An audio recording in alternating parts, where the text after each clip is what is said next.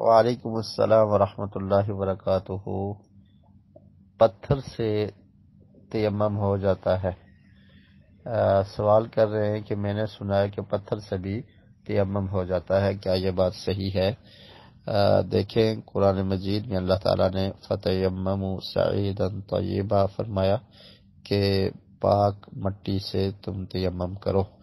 اور سعیدن کے بارے میں علماء کا اختلاف ہے کہ وہ کہتے ہیں کہ اس میں زمین سے جو بھی چیزیں نکلتی ہیں، مثلا پتھر ہے، کنکریاں ہیں، ریت ہے، اور اس طرح کی دیگر چیزیں جو ہیں وہ بھی اس میں شامل ہیں۔ تو امام ابو حنیفہ رحمۃ اللہ علیہ اور امام مالک کے نزدیک ان تمام چیزوں سے تیمم کیا جا سکتا ہے، لیکن بہتر چیز یہی ہے، جیسا کہ حدیث عمار سے بھی یہ ثابت ہوتا ہے کہ نبی مکرم صلی اللہ علیہ وسلم نے حضرت عمار بن یاسر رضی اللہ تعالیٰ عنہ کو جب تیمم کے بارے میں بتایا تو زمین پہ ہاتھ مارا اور پھر اپنی ہتھیلی میں پھونکا، تو اسے لگتا ہے کہ ہتھیلی میں کچھ مٹی لگی تھی، تو اس کے بعد پھر اس کو چہرے پر اور دونوں ہاتھوں پر پھیر دیا۔ تو مٹی جب تک آپ کے پاس میسر ہے تو مٹی سے ہی تیمم کرنا یہ افضل اور بہتر ہے۔ مٹی کو چھوڑ کر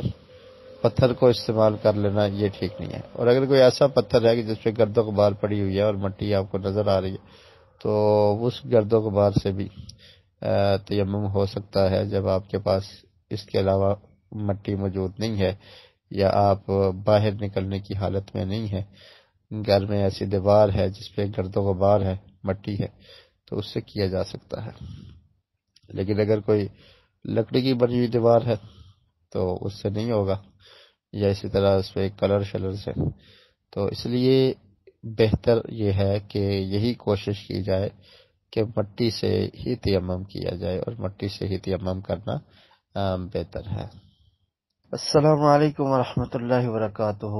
تبلیغی جماعت والے صاحب کہہ رہے تھے کہ اگر صاف کپڑا ہے تو اس سے بھی تیمم کر سکتے ہیں۔ جی یہ بات درست نہیں ہے،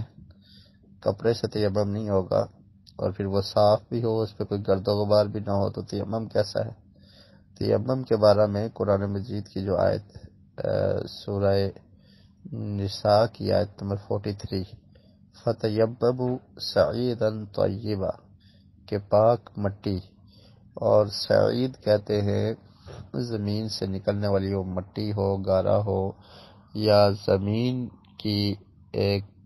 مٹی کی اقسام میں سے کچھ ہو، جیسے مٹی کو بنا کر اینٹیں بنا دی جاتی ہیں اور اس طرح سے۔